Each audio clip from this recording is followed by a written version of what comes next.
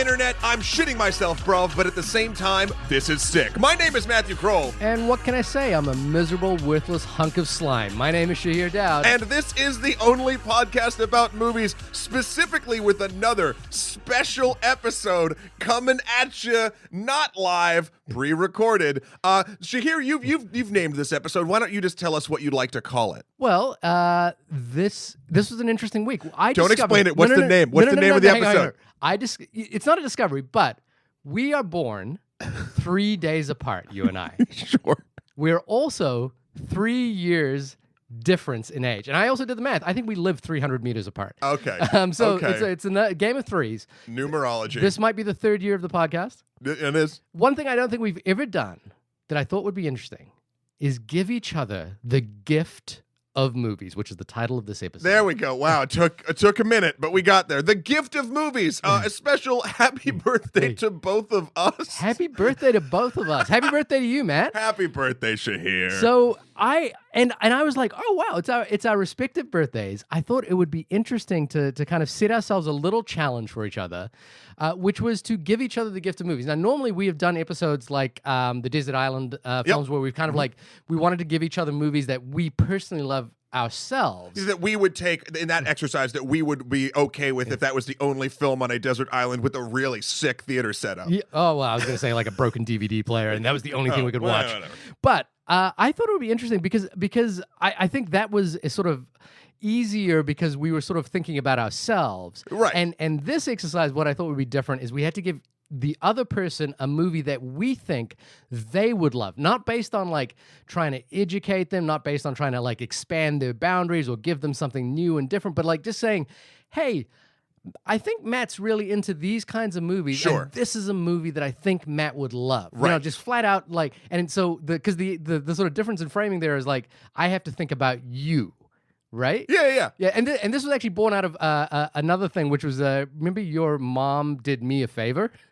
That sounds weird, but yeah. Your mom did me a favor, and I was like, oh, I want to, like repay. And then you went down a deep dive trying to figure out what films my mother would like. The same thing happened in New Zealand. Again, another person did me a favor in New Zealand, and normally, it was the kind of favor where you give like a bottle of wine or something like that. And I was like, no, I'm not good at wine. I know nothing about wine. What I do know about is movies. Fair. And I know what this person's taste might be. So I'm going to go to the, find them some movies. So this grand experiment that you came up with, apparently you've been workshopping it for quite a bit. It stressed me the fuck out, man. Oh my God, I couldn't believe the amount of texts you sent me. So many texts I sent you. So the issue that I ran into is you have seen far more films than I have. Fair. I could have said, find me music or something. And here's the deal, like, that to me is terrifying because I've seen a fuck ton of movies. But then, like, literally as I was coming and sort of linking down the list of, like, what I was going to do, you're like, seen it. And I was like, and then I got on the other side of it where I was talking with other people about it and they gave me suggestions, but I also didn't have the time. Like, it would have been like extra things to, like, if I hadn't seen the film, like if I'd watch it, I bet you 75% I'd be like, nah, that wouldn't be it. Right. So, and I didn't want to just give you something that someone else was like, oh, Shahir will love this, because then it's not from me. Well, I think that would have been okay. See, that's where I actually disagree, because I wanted to go with your premise. I wanted to go with, it was sort of like want to look like using what we know of the person to judge what we think the other person would like. Now, granted, you could sort of like 2 or 3 steps away be like, well, if I believe that this person would know this, but it didn't feel as personal. I guess what I mean there is that if, like, for example, there were movies on my list for you that I hadn't seen, but I had like kind of knew about, and I was like, oh, I think Matt would. This sounds like a Matt movie. In an infinite world where we had all the time in the world, I would have loved to have done that myself. I had a couple. I would have loved to watch them and weed them out that way. It's just we don't have the time to do that. So I was stressed out, and I am overall happy with my pick, which we'll get into our picks in a minute. Which I don't know if the image for the cover of this or the title of this episode, we haven't decided what it's going to be. So maybe we've spoiled it already. Maybe we haven't. Before we go into that, I want to just go back over some emails emails and tweets from us. You listeners can always email us in at onlymoviepodcast@gmail.com or hit us up on Twitter at onlymoviepod, as did The Blade. We're always happy to hear from The Blade, who I think spoke to us a couple of times this week, so maybe we'll hear from The Blade again a little bit later. But The Blade says, I should wait until the thread is up for this movie, but maybe it's best to leave this negative tangent out of that. And The Blade, in my humble opinion, The Lobster is not a film that you would want to use any kind of metric against Lee Chang-dong's Burning, which is the film we reviewed last week. Burning is enigmatically wonderful. The Lobster is just obnoxious. And then he goes on to ask, what does The Lobster represent for each of you respectively, because we bring it up so often? I know. It's my example movie. It is your example movie. So this is in relation to Lee Chang-dong's film Burning, which is available on Netflix. We just reviewed it last week, which you can download the episode for now. The ending of Burning, without giving anything away, is enigmatic. Yes. Which I think is comparable to the ending of The Lobster, which has come up many times on this podcast. Matt, why does The Lobster... There are actually, and I realize this, there are certain movies that we hold up as examples in really interesting ways. Yeah. And The Lobster has become one of them. Yeah. What does The Lobster represent for you or for us? The Lobster represents... I can't speak for us. Yeah. The Lobster represents for me... an amazing sort of interesting, different, compelling film premise that whomever was behind the wheel of the particular structure of said piece, either be it the director or the writers or however you want to sort of structure it, gives us, the audience, a safe non-ending so that they don't have to make a choice. And again, that's a loaded thing. Yeah. And I'm not going to debate it with you right now. The very fact that they made that choice does mean they made a choice. Right. But they made in my opinion, uncompelling choice based around not having a distinct thing to say. Whereas I never wanted to say that Burning was doing that. Burning is the frown upside down of the scenario, meaning... because of what Burning is about and what it says throughout the entire film, again, without going into spoilers, the ending that you can then sort of think and twist and sort of go into a lot of different directions with, is actually something that is baked in to the meaning of the entire film and not just a thing at the end to be like, what do you think? Did Tony Soprano die or not? Like it's like so you're bringing the Sopranos in as a non-ending as well. But see, Sopranos, it's interesting too because I think it works better in this is a longer conversation. Yeah, this is a big conversation. But I think it works better in a situation that's a serialized television show to do that for a lot of different reasons. Anyway, but The Lobster represents for me, the non-ending, the non-ending, or the safest way to finish a thing that you've fallen in love with so much that you're like, I'm too in love with everywhere it could go, so it's gonna go everywhere. It just feels like a lack of decision making. I 100% disagree, which I think is where the friction of this film comes in and why it's held up in our conversation so much. I think to me. I don't want to get into a debate about what you think of the film, what I think of the film. I think the point here is that the film becomes a focus point for the conversation around intentionality in storytelling. And to be completely fair, I haven't seen The Lobster in probably 2 years, so I feel like I should watch it again. How my thought process works is I normally lock into a specific thing, and I use that as my baseline of a thing. Right. But obviously, over the years, our thinking changes, and I want to make sure that these baseline films that I lock into, like for instance, this is a while ago too, but I've watched it since then. Drive. I still don't like Drive. Right. I keep thinking I should like Drive, and go back and watch Drive and see if I've grown into a person that could like Drive. I don't like it. Right. Soundtrack's sick.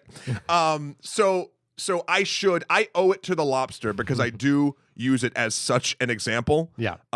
That I should watch it again. Other films that we've talked about that kind of get held up quite a lot are Mad Max Fury Road and Spotlight. Again, these are all our earlier films, but there are constants. There are permanents. Yeah, they come back in for interesting reasons. Moving on, at Baby Dread asks us, what is Shahir and Matt's... It should be what are grammar Nazi. What are Shahir and Matt's favorite Coen Brothers movies? They have a wide range of genres, so I'm curious. Apologies, Baby Dread. I hated doing that, but I did it anyway. I apologize, Baby Dread, for everything. I do it on Twitter. I write. I totally trump up my Twitter feed all the time. My tweets are garbage. Yeah. But the question here is, what are Shahir Matt's favorite Coen Brothers movies? We've talked about the Coen Brothers on our Hail Caesar and the Ballad of Buster Scruggs episode. I'll go first. I'm a big fan of the Coen Brothers. In no particular order, and I think these are all masterpieces, and they're all in such different genres. I love Barton Fink. I love The Big Lebowski. I love The Man Who Wasn't There. I love A Serious Man, which I just rewatched over the weekend, and it is phenomenal. I love No Country for Old Men. I love Inside Lord Davis, which is such a strange film for them, but it's incredible. Raising Arizona, Fargo, True Grit, and Buster Scruggs. I don't think they've ever made a bad movie. I would say The Lady Killers and Intolerable Cruelty are the closest thing they've gotten to a quote-unquote bad movie, but they're not bad movies. God, leave some for the rest of us here. No, honestly, I've never been a huge proponent of the Coen brothers. I like their films fine, but I've never been like, oh, it's never been my particular cup of tea. I think they're excellent filmmakers that I enjoy watching their movies, but I don't often revisit them. And I think through this, I think weirdly enough, True Grit might be my favorite of them, because I remember really loving that remake. It's phenomenal. And also, I will say this about the Ballad of Buster Scruggs. While I don't enjoy all of it equally, I have found myself putting it on in the background of other tasks and tuning in and out on multiple occasions since it's come out. And that's something that I normally do with a film that I'm so comfortable with and I enjoy. Right. So I that might be up there for me as well. In particular, I keep falling in love with the end film in that one, the one where they're all on the stagecoach. I know that was sort of my one of the weakest in the things, but the more I watch it, I'm just like, yeah. Again, I think I've said this every episode. They're frustratingly good. Yeah. So painfully good. But moving on now. One more. Zach wrote a thing. Okay. Yes, I just want to say this. I made a Frank Turner reference, and listener Zach came back, and actually we were talking about sort of growing with as you grow as an artist or an art form, and we brought up Frank Turner, and by we I mean me, and Zach totally had heard of Frank Turner and loved Frank Turner too, and now I just literally got a response to my response maybe 5 minutes ago. We were already recording this. Yeah. And now apparently at some point, whenever I make it across the pond, we're going to go on a Frank Turner pub crawl. And it's going to be dope. It's going to be lit. No, not lit. No. Just not lit. dope. Okay. Bruv. So, thank you, Zach. The gift of movies. Have you, other than this, because you're a movie guy, right? You're a movie guy. Have you ever given people movies as gifts? Oh, yeah. Yeah. There's two different categories, to be honest. There's gifts for movie folk, and there's gifts for non-movie folk. Okay, what are the gifts for non-movie folk? Non-movie folk can be anything that they're sort of interested in, or that you've gleaned through a purview of who that person is, but they're not I'll never try to, how do I put it? I'll never try to weirdly educate in that regard. Right. I know they like this certain type of fun. Yeah. This film they have not seen, I think that it is that kind of fun they enjoy. Yeah. Go watch it. Normally comedies fall into a lot of that perspective, but not all the time.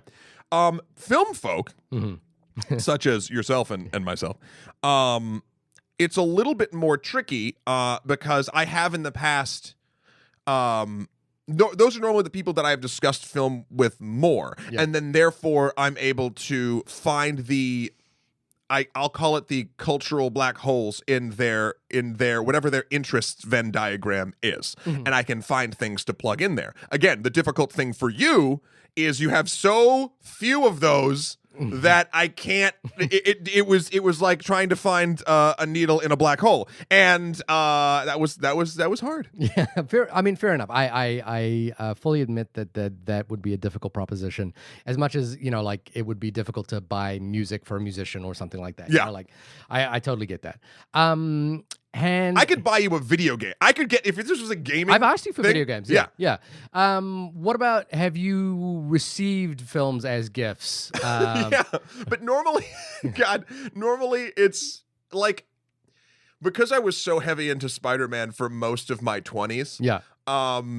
Every film or thing or whatever was all Spider-Man related. I don't know. Have you ever had a thing that everyone's like, is it just, do people get you movies, or is there a thing in your life where you're like, I have so many of this thing? Now that you say it, I think it is people find it difficult to buy me movies. I have a very specific example which I want to talk about, which is that my mother went out of her way to buy me movies that she hadn't seen, but she went and found this obscure DVD retailer in Australia when she was visiting. Okay. And she brought me back like these really, really old Alfred Hitchcock films that she'd never seen. That admittedly weren't great movies, but I love the fact that she was like... She went on and did it. Yeah, she was like, oh, you're into Alfred Hitchcock. Here are some, like...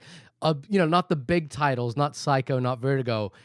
Like, she got me Jamaica Inn and Foreign Correspondent, which are like two fairly older, not as well-known Alfred Hitchcock movies. Are your parents movie folk or Not movie really. folk? Okay, Yeah. so mine aren't either, and mine never bought me a movie I didn't ask for. Like as a, whatever. My mom also bought me Teenage Mutant Ninja Turtles. Nice. Which was like a big deal for me. I course. wanted to see that. And I think she got me a copy of Jurassic Park. Yeah. This is when I was a kid. Yeah. And this was 3 days ago. Yeah. But the interesting thing for me is I always wanted my parents to be like, again, the only time is my mom would take me to go see whatever the newest thing was, like for my age group, and my dad would always take me to the video store and we'd rent movies that I shouldn't be watching at that age because he thought it was fun. Yeah. And those two experiences have stuck with me, but at the same time, they never like, I don't know. I mean, my dad showed me Predator. Right. Like that's, or Big Trouble in Little China, but like, I don't know. So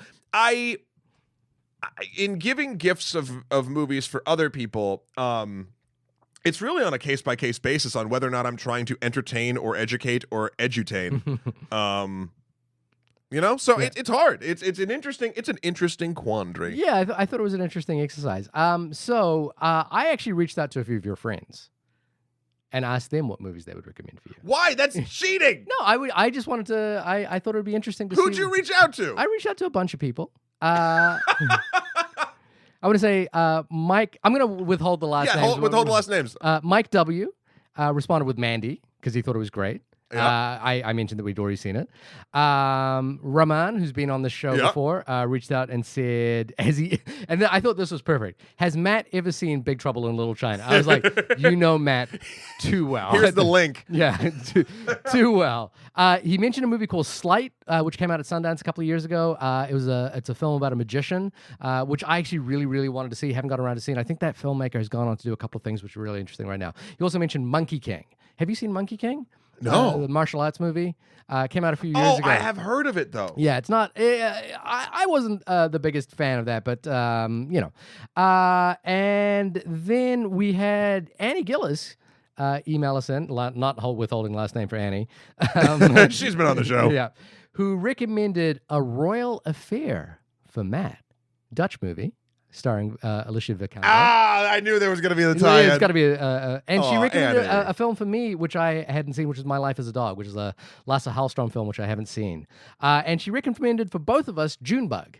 Oh yes, I've heard good things about Junebug as well. Yeah. So Annie, that's good. I mean, Annie did work there. That's thanks everybody for. Well, there's one more. Oh, Red Sharazan also. He sent us a voice message, which I'm going to play for you now. Oh God, how are you going to cut it in? All right, play it up. Here we go.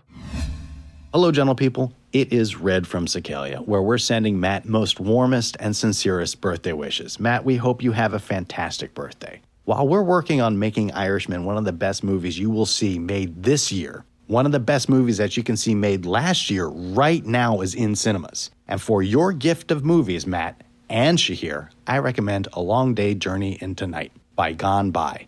Frankly, it's one of the most magical pieces of cinema I have seen in a long time. I can undersell it by saying it is a fantastic deconstruction and reconstruction of the noir detective thriller, replete with twists and turns, but that is underselling the magic and mythos. By the end of this film, I went on a large personal journey, and I know that both of you too will go on this personal journey with our protagonist. Also, it's really fantastic to watch it with the perspective of seeing Hollywood being reflected in other world cinema and this long journey that cinema itself has taken over the decades to come back and really hit home with a really special, personal, and, dare I say it again, magical film.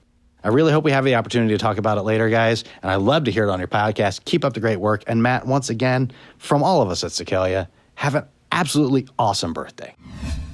There you go. Well, thanks, Red, and everyone. Thanks, Thelma and Marty. Yeah. For those who don't know, Red works with a young upstart filmmaker by the name of Martin Scorsese. Yes. And they're currently producing his new film, which will be launching on Netflix shortly, called The Irishman, which features some interesting de-aging effects. De-aging. All right. So, I mean, listen, you did. I mean, Red just did a Yeah, he did most of my work for me. Fun fact about Red.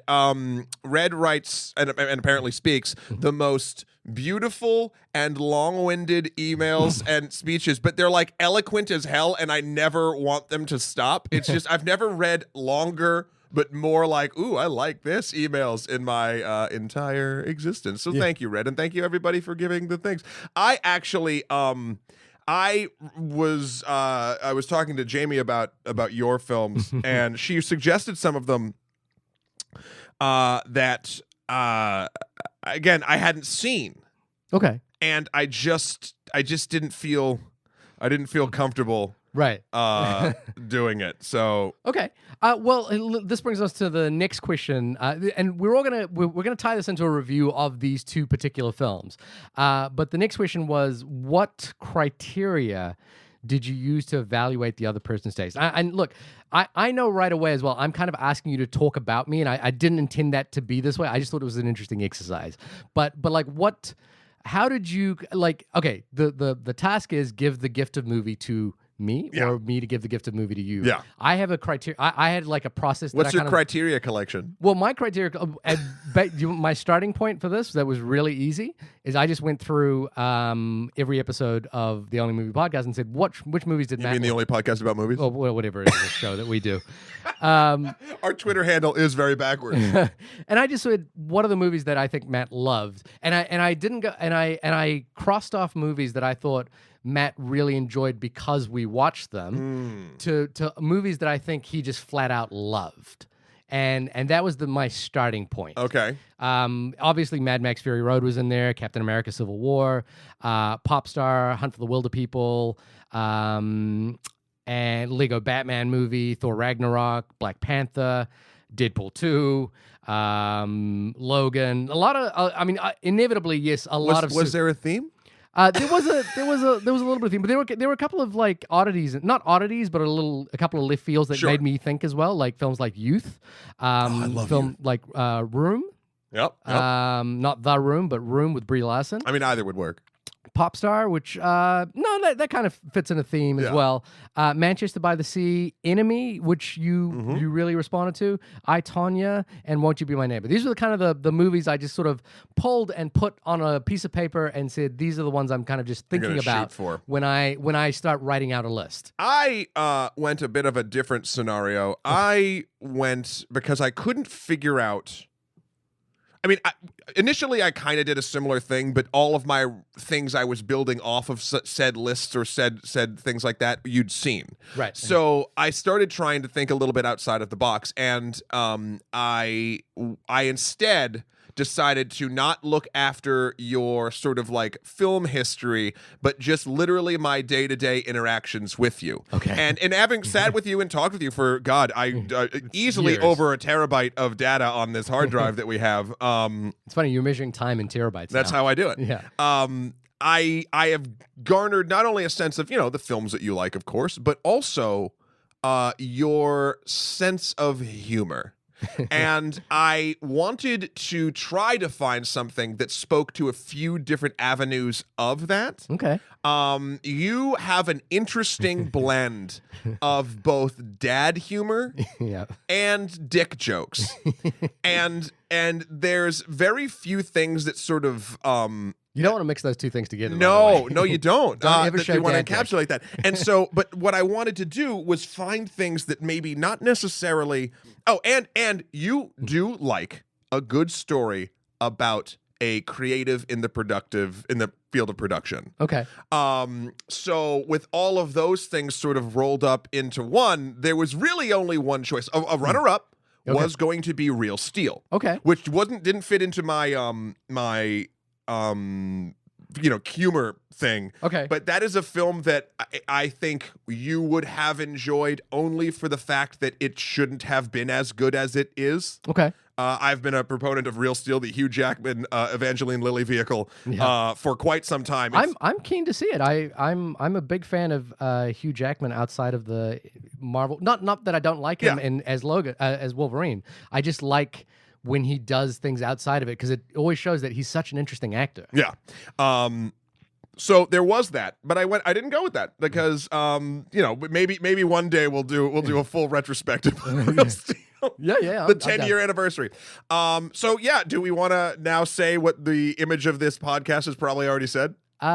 Sure. What did you pick out for me? I picked for you the quintessential film in the Weird Al Yankovic filmography, UHF. Is it the only film in the Weird Al Yankovic filmography? He's made cameos and things, but this is the only time he's like been an actor and a writer and whatnot. Yeah. Ultra High Frequency. Yeah. Yeah. Also known as the Vidiot from UHF internationally when it didn't play well. Yeah. Well, he wanted to just call it the Vidiot. The Vidiot, yeah. And but they refused. And you picked for me. And I picked for you Attack the Block. That is right. I've heard many, many times that I should see Attack the Block. So it was a very apt choice, I feel. Yeah. I can tell you what my criteria for you was. Sure. I mean, I kind of felt, I think, over time, getting a sense that you like movies to move. I don't think you like movies to be still and to kind of sit in one place for long periods of time. I mean, I think there are exceptions to that rule. Yeah. But looking at everything that we have talked about, like in the movies that I think you really, really responded to, I think, like for example, Hunt for the Wilder People is a really good example. That's a movie it just moves, right? Sure. I mean, I not to counteract or contradict that in particular, but like. It's really one or the other. It needs to. It can't be a meandering pace. It has to like really go pop, or be so methodical in its slowness that I like latch into it, such as a Youth or a even Hateful Eight. Right. Okay. That sort of thing. So it's the extremes of those. Those two extremes. So And there were a lot of movies that I kind of like put up as different criteria, like things where I was like, oh, I think this is going to be interesting. There was the one that I was like really curious to, and I went out and watched it just to like gut check myself because I hadn't seen it, was a movie called The Final Girls, which was a sort of a low-key horror that came out a few years ago. It sort of has this cabin in the woods vibe to it. It's about a young girl whose mother was an actress in horror movies, and she died, and she gets transported into the horror movie, and gets to basically, she has to live through this horror movie, but also she gets to reunite with her deceased mother. Unfortunately, when I watched it, I was like, I think this is a movie with big, interesting ideas that doesn't quite execute very well, and it's not a movie I would necessarily recommend. There were a bunch of others that I think I tried out. The Raid Redemption, but I think you've seen that. The Gareth Evans film, which is just phenomenal. The Korean film Train to Busan, which is a zombie film I don't think you've seen yet. 13 Assassins by Takeshi Miike. Again, these 13 Assassins is sort of an update on the Seven Samurai. Right. I actually just thought of one for you too now, weirdly enough, which is nothing like anything you've just listed. But honestly, the film from earlier this year, Escape Room. Oh, yeah, you talked about that a bunch. Because I feel like in the purview, I need to find things that are way better than they should be, because these aren't things that I feel like you'd look at them and be like, yeah, that's dumb looking, because 95% of the time, something of that ilk would be dumb. Right. Like, I'm not, your judgment is spot on from a mathematical perspective, but there are these weird things like Escape Room and Real Steel, and weirdly UHF, in my opinion, that have like a hint of excellence in them and therefore make them a little bit more magical. The other one that I kind of really considered for you is this comedy called Four Lions, which is a Chris Morris film from 2007, I want to say, something around those periods, about four terrorists in London who are trying to create a jihadi situation. But it's a comedy. It's basically like The Office with terrorists, starring Riz Ahmed from Rogue One. Wow. And it's amazing. I rewatched it again though, again in preparation to kind of think of would this be the movie. It's phenomenal. Everyone should see it. I think it's available on Hulu or something, Hulu or Prime, one of those two. But it's also quite a dangerous comedy right now in the world we live in. For example, they do talk about terrorist bombings in a sort of offhanded, flippant way, and they have, and many of the things that they talk about have actually happened. Would it be like if the death of Stalin came out during the death of Stalin? Yeah, Okay. yeah, sort of like that. Yeah, I guess that would be the case. But eventually, I landed on Attack the Block because there were just so many things that lined up for me. For not least withstanding, I think one of your favorite filmmakers is Edgar Wright. Yes. Right. Joe Cornish, who directed Attack the Block, is associated with Edgar Wright. He wrote Edgar Wright's version of Ant-Man that never came to fruition. He wrote Tintin as well that Steven Spielberg directed. He did a film earlier this year called The Kid Who Would Be King, Which I did want to see. which I heard is actually really, really great. And the main reason I wanted to see it was because I saw Attack the Block in theaters when it came out years ago, and I thought, oh, this is a really interesting filmmaker.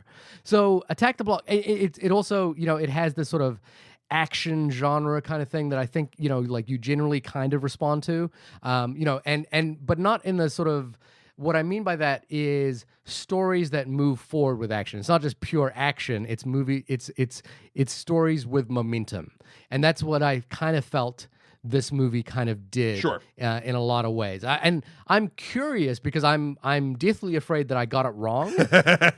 but that was the movie I landed on. So I don't know who you want to go first. I'll go first. I mean, yeah, we might as well stick with the film. Dance with the one that brought you. Yeah. So again, I'd heard of Attack the Block a lot as a really good sort of smaller sci-fi action movie. Yeah. And to be honest, what kept me away from it, weirdly enough, was the trailer. Okay. The trailer, I don't know if it was the way it was cut. I don't even remember the trailer so much, but whenever someone brought it up, it would be one of those movies where I'd be like, oh yeah, I'll see it eventually. Yeah. And it was like, I think the trailer was cut fast, and because of the way it was cut fast, I'm not used to is it South London? Yeah. So the South London slang accents. Yeah. And so I didn't quite understand what any character was saying in the trailer, and then if I can't do that, I have a hard time latching on to caring about what's happening, and then it just was sort of like a bit of a downward spiral for me. Okay. I will say though that upon watching it, I definitely liked it. It moved. It had. I didn't realize John Boyega was in it. I think this is his first film. This was his movie. And I was doing some research into it. Like they went around to local like drama clubs and high schools to find these kids. Yeah. So no one was like an actor. Yeah. Outside of course Nick Frost and a couple others. It has a lot of stuff too that I really dug, like about the creature design was interesting. Yeah. Like the super pitch black fur with like the glowing mouth that when it's closed looked like eyes. Yeah. It does these things that I kind of like in horror films where like it introduces the trope that's going to be the saving grace via a National Geographic video on moths. Right. Wait, have we actually synopsized what the movie is? Oh no, I mean I could do the IMDb right now. Sure. Let's do that real quick. Oh great, this is a nice short one. A teen gang in South London defends their block from an alien invasion. Right. I mean that's what it is. That's what it is. I also am a fan, especially in the day and age of like an Avengers Endgame, where you take a break and you have just a small story about a small thing somewhere. Right. We don't know in this story. We don't know why the aliens are there, or why they're crashing on Earth. We just know a couple different things. Mild spoilers for Attack the Block coming up, but basically, a gang of street toughs, led by John Boyega's Moses, while mugging another character in the film, a meteor hits a car. And then a little alien jumps out and they chase it down and kill it after it attacked John Boyega, scratches his face. And it turns out that is...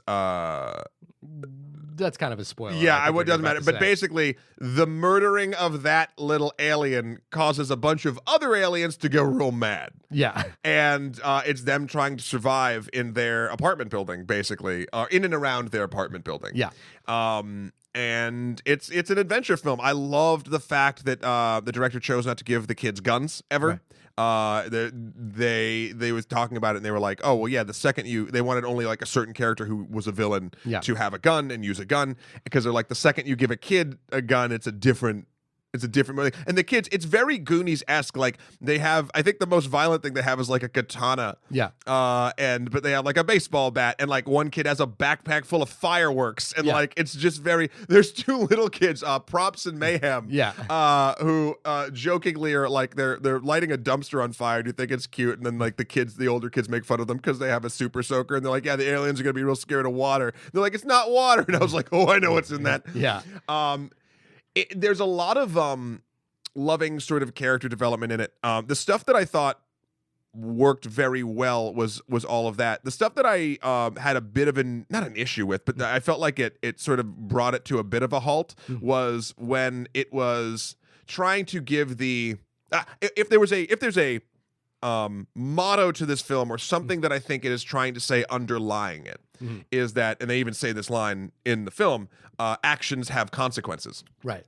And I felt like every time they tried to hammer that home, like from a character perspective, it did get lost a little bit in the hapticness of like the actual like mechanics of what the aliens were doing, like why they were there and how it was working. Like I never felt a connection with anyone really outside of Moses, and I think that's because just John Boyega is a fucking phenom. Yeah. And again, that's not what the movie is about. I like that it tried to implement. There were some things I thought worked really well. Like for instance, there was a very quick commentary on racial relations, on how these kids, these non-white kids, are going to be definitely treated way differently than if the white woman that they are with would be treated if they went to the police. Right. And that's an active proponent in why they don't call the cops. Right. So that stuff worked really well for me.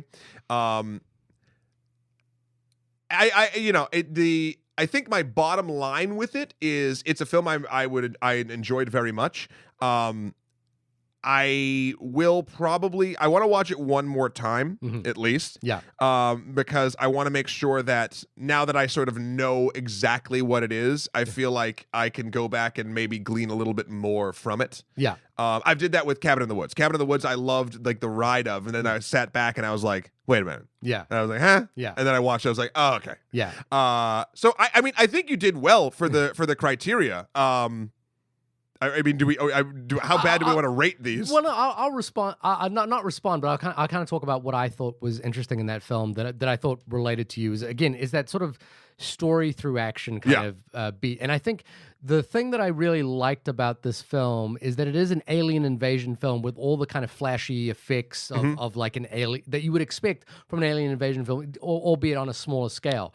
But what I liked about it is kind of the thing you talked about, like the racial relations of it, the fact that it's really talking about what happens when aliens invade a small community. Yeah. And a small community that's traditionally ostracized or on the outskirts of the law. That was the most interesting. And I think that was like a really fascinating angle. I don't think the film, I remember when I saw it, I kind of felt like the film, if it is kind of related to Edgar Wright in any way, it's not as tightly wound as an Edgar Wright film is in that respect. Because like if you think about what Shaun of the Dead is almost the same nexus of film, which is what happens when a zombie attack happens to like the local schlub.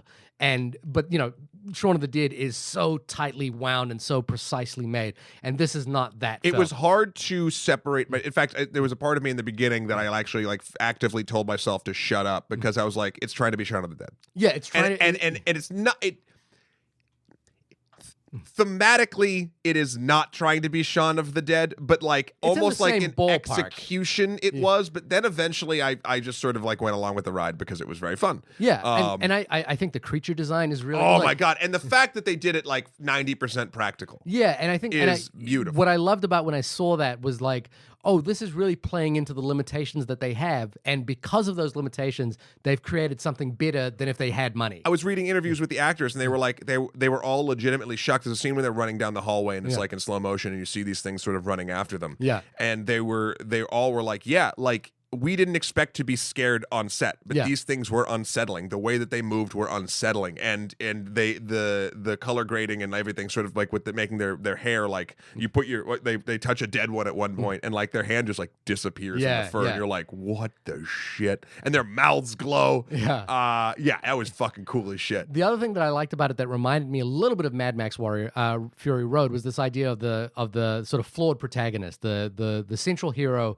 who we're not too sure on what side of the boundaries he's willing to like act in. And like the very first thing that happens in this film is they mug the other lead character, Jodie Whittaker. Yeah. And they do it very aggressively. It's very there's no sort of black or white about it. They are mugging her, ripping her off, and it's very traumatic for her. And then by the end of the film, we have to kind of root for this character Moses in that respect. And a lot of criticism that was held at this film, kind of like, I think unjustifiably, was oh, these guys are bad kids. Why do I want to watch these movies about bad kids? And I think the film kind of, it has like this that I sort of had forgotten about but I rewatched it before I gave it to you as well. Was the scene in where we sort of see where Moses comes from. And I think, the film, again, it's not like the most successful in a lot of this respect, but it is playing with that idea that it isn't just treating these characters as stock characters. It is really trying to do an evolution of these characters throughout. That's what I really responded to, and I thought that you might enjoy. I mean, I enjoyed the peek into every one of their like apartments in their home lives, because I've known kids similar to that growing up. In a lot of the different sort of scenarios, some of them that like are really from bad homes, some of them that hang out with the kids from bad homes and think that like the attitude sort of thing right there is sort of like cool, but their home life is fine, and they're like, be back by 8, and like it's all like they're like the perfect kid until they go out. There's like a lot of different twists there that I really liked, and I liked sort of that peek into it, and then when you finally see where Moses is from, I had a hard time getting on board with them at first. But I also am a fan of bad, and they are, a lot of them are redeemable, of course, but even in situations where like people aren't redeemable, I'm still a fan of seeing bad people in bad situations and seeing how it works. Yeah. So like that never, even before they sort of did the switch, it never affected my like viewing of them as characters. Oh, and the last thing, what's it called? The director Joe Cornish was actually inspired, I think, to do the story because of an actual mugging. He was mugged, right? And he noticed that the kids who mugged him, again, 15-year-old kids, were just as scared as he was with the mugging, and he like researched it and like went into it, and then that's sort of where this sort of birthed. Yeah. Which I was like, yeah, that's a cool spot to start this from. Yeah. I dug it. I'm very glad. It's going to be one of those films that I think I revisit when I am in a particular mood, not in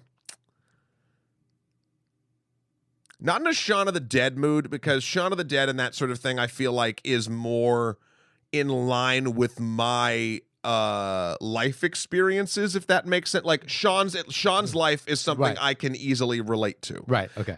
This is something that's a window into a life that I cannot easily relate to. And oftentimes when I'm feeling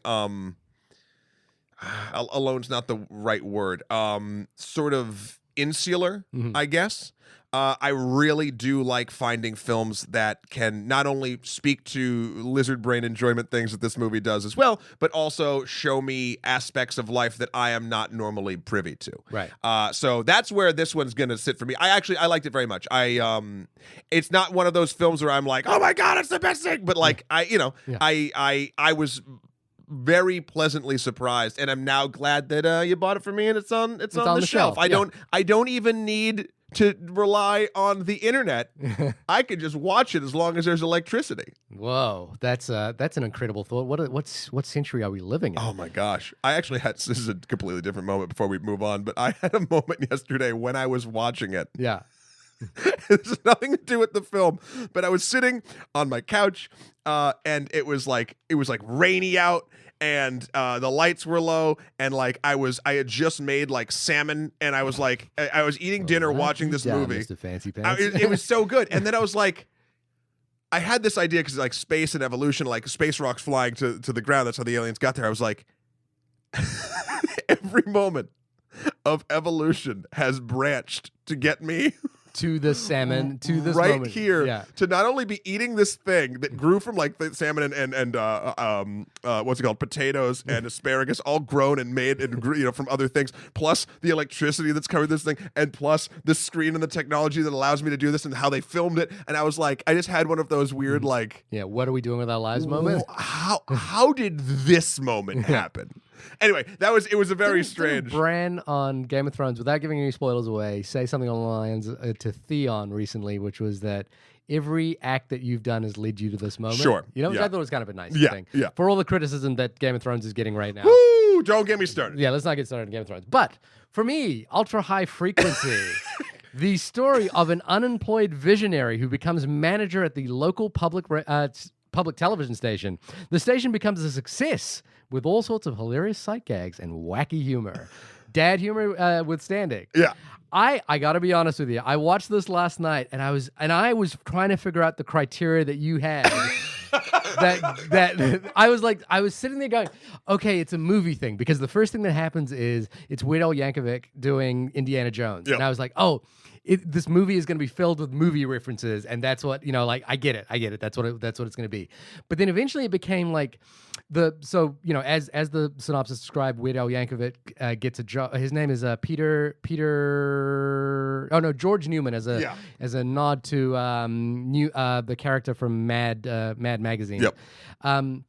Gets a job to basically run a television station, a UHF radio station. For our younger listeners who don't remember how TV used to work, is it VHF and UHF, ultra high frequency, and very high frequency. We're basically a different. It's kind of like AM and FM in terms of television stations, and from my generation, you would actually be able to, like, there was a dial you could turn, and you would turn over to the UHF stations, and UHF was kind of generally like AM radio, reserved for no frills productions, also reruns of other shows.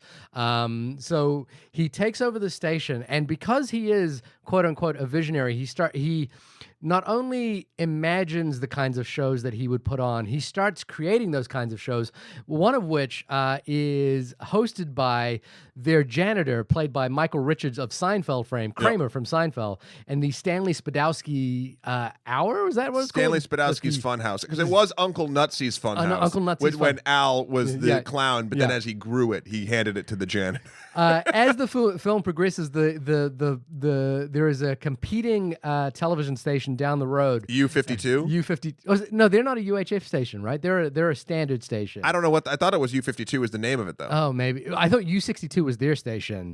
Maybe. Anyway, at any rate, a sort of battle of the wills between TV stations becomes evident as the sort of more capitalistic owner of the other station, played by Kevin McCarthy, decides to mount a takeover bid for the UHF station as it becomes more successful.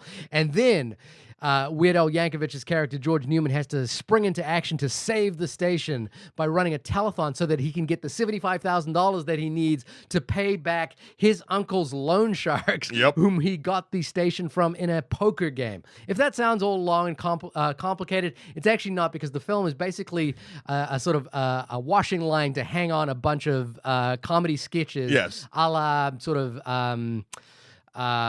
Kentucky Fried Movie or the Monty Python sketches, that kind of thing. It sort of has that vibe to it.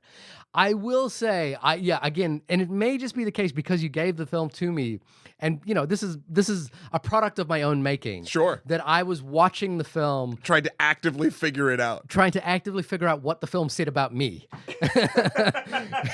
and your thing about dad jokes and bad jokes, I think is kind of very much my sense of humor.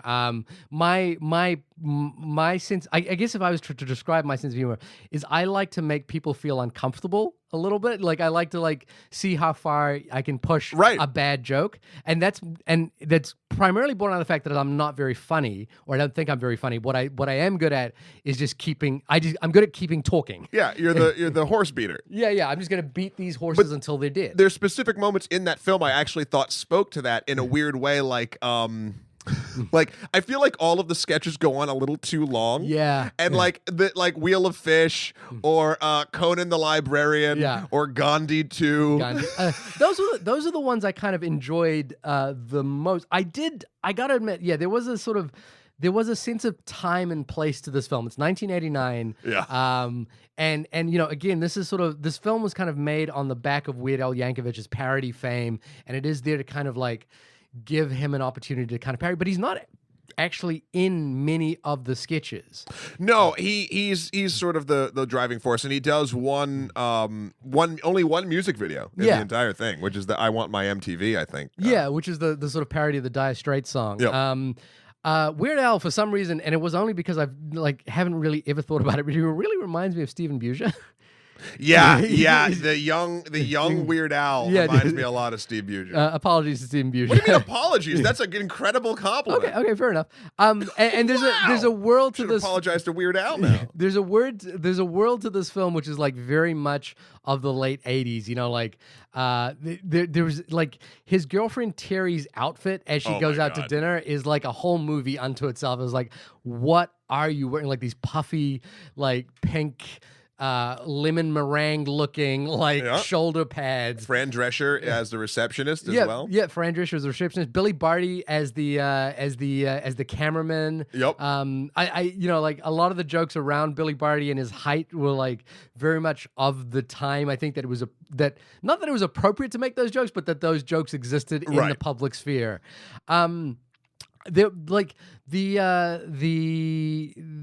is it? Raoul's Animal Hour, I think it was. Raoul's Animal Kingdom. Animal Kingdom was a series of gags that I just couldn't figure out. I was like, I didn't get the joke, and like at one point, when I did get it, it was oddly in the most confusing moment when like they bring more animals to him, and he's like.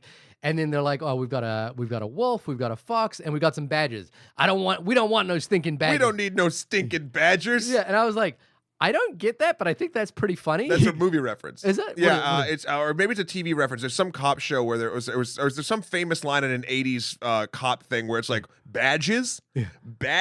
Oh, like we Dragnet? Like we don't need no stinking badges. So that's what he's that went right over my head. There was another gag where Weird Al goes over for dinner at Terry's house, and Terry only has mashed potatoes, and then he starts making the mashed potatoes into the mold that is like Close Encounters. Yeah. I was like, you better have gotten that. Yeah, I totally got that one, but it wasn't. It didn't make like. No, he's being a weirdo. He's being a pop culture weirdo. He's being a pop culture weirdo, and it didn't make sense in the scene, and it didn't make sense at all, like why they were doing that bit. So I have to admit, I kind of. Like, this is a film for me where I'm glad I saw it. I've definitely heard of it many times before. People have talked about it. It is often referenced as one of those cult favorites. I pulled up, there were these, I went and started pulling up reviews from the period of the film, because famously, the film, when Orion Pictures had the film, they tested it, and it had the best test screening of any film they'd ever had. What? Better than RoboCop, which was their previous biggest hit. Weird. So Orion were like, Weird Al Yankovic has got a huge following. This movie is tested so well, we are gonna carpet bomb this movie into the public sphere. Sure. And they put it up against everything, and everything being in 1989. The summer of 1989, the movies that they put it up against were unfortunately Batman, Lethal Weapon 2, Indiana Jones and the Last Crusade, plus a couple of the biggest movies, one of the biggest summer movies of all time.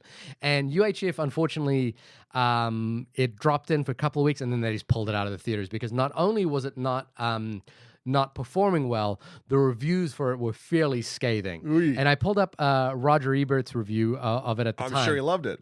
Which was pretty like, he wasn't mean to the movie. That's the interesting thing. He just was like, I didn't find this funny. Sure. And then the sort of meta thing was that I pulled up then the comments below the video about this, and the comments were all like, it just goes to show you how movie critics generally don't know what the fuck they are talking about. The movie is a huge cult following now, so why were they trying to look for a plot line? The whole plot is that there is no plot line, much like bad TV has no real substance. So a terrible film gets flack, and you have to find a way to praise it as far as to say it didn't need a story. Lol, this movie is just shit. I mean, that's internet culture in a nutshell. And like people were like, Ebert hated UHF but loved Cop and a Half. So there's an interesting thing, and this sort of it reminded me that last week there was an interesting thing that happened with a filmmaker by the name of Joe Carnahan who's made films that you would have seen, like The Gray, and he made The A-Team. But he basically a bunch of critics poo-pooed his latest film El Chicano, which he produced, and so he started like calling them out on Twitter and saying these are terrible critics. Right. Which I think is kind of a bad form. At any rate, this all comes back to this film. The film was relatively scathed around the period it came out. I'm not sure I'm the exact target audience for this movie. Right. I think it's endearing. It's very, very endearing in terms of like, Weird Al is just a likable person. He's just a likable presence. It's hard to like get upset by Weird Al. I think, I love his parodies, but I've never been like a diehard fanboy. I just like, whenever I see his stuff, I'm like, oh, cool, Weird Al. I like Weird Al.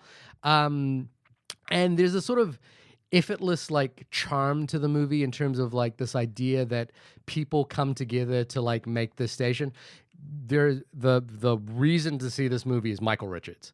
Michael Richards' physical presence and his physical comedy is like working so high above the rest of the movie. Yeah. It's worth the price of admission alone. He's so good that you kind of forget that, because he, you know him as Kramer from Seinfeld, but he has this incredible physical presence. I know he's like being sort of fallen out of the public spotlight recently because of some comments he made on stage. But that is the reason to see this film. Like for example, the Where's the Fish host, the Wheel of Fish, the Wheel of Fish host, and the Asian American actor who plays that character, who's kind of all from around that period. He's from 16 Candles, he played Long Duck Dong. It's a little of its time, sure. And you can kind of watch it. I think it's interesting to watch it of that time, and it is effortlessly charming. But I did kind of watch it going, I didn't fall in love with the movie in the way that I think people who love this movie will. Because I think to love this movie, you have to want to quote it and you have to want to talk about it. And I also think this is something that I was worried about. Not necessarily. I didn't think this was going to be. I was running out of options, and I never thought this was going to be like, yes, this is going to be the film that changes like the thing. What I thought would be you would at least have a really fun time with the jokes, and I was curious and scared of the fact that I don't know if, and this is sort of a test run of this, I don't know if even I would, if I had never seen this movie and I just watched it now, like, would it have the reverence? I think that's the thing. I think this is a movie you have to watch in a very specific time in your life. Yeah. Like, I think if I'd watched this movie when I was like 12 or 13, and then I had it on VHS and I kept watching it, I think it would grow into this place for me. But I'm not that age anymore, and so I'm watching it trying to figure it out. I will say it kind of got me thinking a little bit about anthology films like this, like Kentucky Fried Movie. I remember when I was growing up, the film for me that was like this was And Now for Something Completely Different. Oh yeah, the Monty Python film. I would watch that, and I think the thing that I got out of this in general was that these films are so suited to where we live now because they don't need to be films. What's great is being able to pull things up on YouTube. And I think Weird Al is oddly the perfect YouTube character. It's funny because if this had come out, if Weird Al was a thing, if Weird Al was his age that he's in this film today, he would have made the equivalent of a YouTube channel called UHF. Yeah. And he would have done his music videos and he would have done his thing. And like he would have been the mastermind behind something like that. Right. And it's very easy to, while a lot of it is very, in the humor and in the dress, of course, dated to the late 80s. Yeah. The structure, like you're saying, it's an interesting thought that it is very 2019 in the anthologyness of what he's doing. Because well, the thing is, I don't think it works as a film, but I think if you just took out little sketches and moments and put them up on YouTube, they would kill. And I think they would be great in those like little piecemeal things. It's, there was a film that came out a couple of years ago called Movie 43. Hugh Jackman, Kate Winslet was in it. But I heard that was like the directors sort of tricked the actors into being in it. It's actually, I believe, one of the quote, I might be wrong about this, but one of the directors of Green Book, it was one of the Farrelly brothers, I believe, was involved in Movie 43. Interesting. I heard some bad press around that thing. Yeah, because basically nobody wanted to do the movie. Yeah. They're kind of like contractually obligated or something. Yeah, that sort of thing. Was no, I don't. Maybe not. No, maybe not. Maybe. No, well, I'm just making. Peter Farrelly. No, Peter Farrelly was there. He directed 3 of them. Okay, so we don't have to start the rumor. No, exactly. The thing about Movie 43 is I think it's it's sort of a difficult experience to sit down and watch movie 43 as a movie. But like when they pull out little, when I've seen little clips of it it's fun. On YouTube, I'm like, yeah, I could watch this little clip. Yeah. So I think, that's the way I think UHF kind of operates. It is difficult as a film in its entirety, and especially when you're watching it sort of trying to think, what does this film say about me? Right. But then, I think the beauty of this sort of gift of movies kind of exercise is now I have UHF on my shelf, and there's a whole story behind how it ended up on my shelf. Much like the evolution of salmon and, like microbacteria that eventually became walking and became, some may have walked and some may have swam. There's an entire narrative to how 1989 Weird Al Yankovic and his manager of all people who directed this film ended up on my shelf, and I think I like that more than I like the movie, if that makes sense. That's fair. You know what I mean? Yeah. No, I agree. I think we both hit like a 70%, like a solid 70%.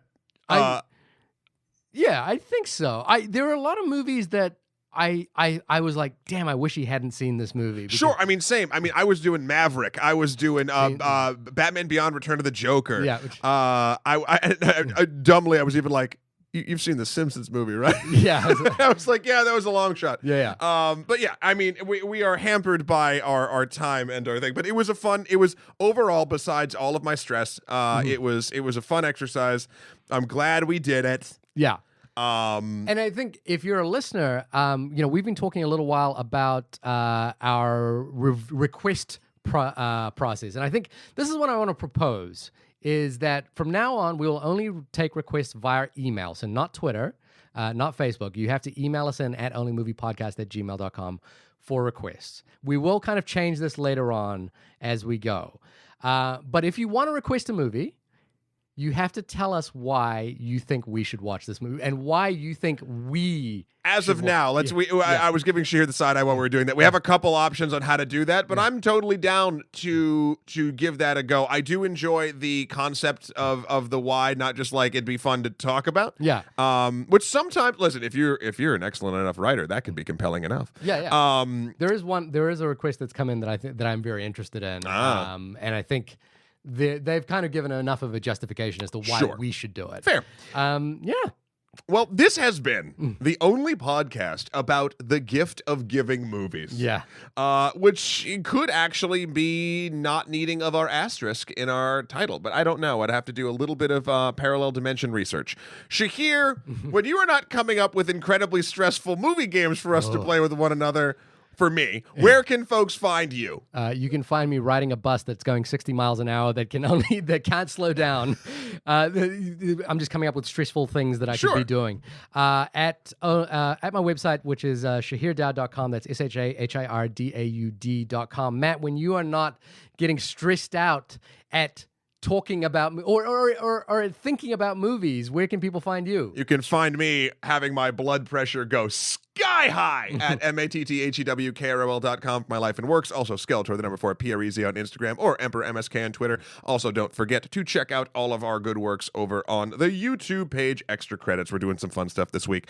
Also, just to reiterate something interesting that happened last week, we decided to put all of your Avengers Endgame emails and our discussions about it into its own little mini episode, which I think released on the Thursday or Wednesday or something, sometime last week. So if you're looking for those and you just missed it, you saw another thing that said Avengers and got confused, it was just a little thought experiment we were trying, and you can let us know. Email us in at onlymoviepodcast@gmail.com or tweet at us at onlymoviepod and let us know if you'd like some more email-focused reviews for larger films rather than taking up the time, say, for in an episode where you might want to hear more about the movie. We're working on ways to make your listening experience better. Streamlining the show, so to speak. Sure. Yeah. That's so what we're doing. So to speak. Anyway, we'll have you hear us next week when?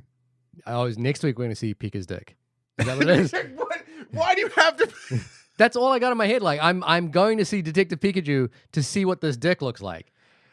We've already assessed that there needs to be more dicks in films. But I already did say Detective Pikachu is the starting point. It's not this Dick-tective. Little fuzzy little yellow dick. I need to see what it looks like.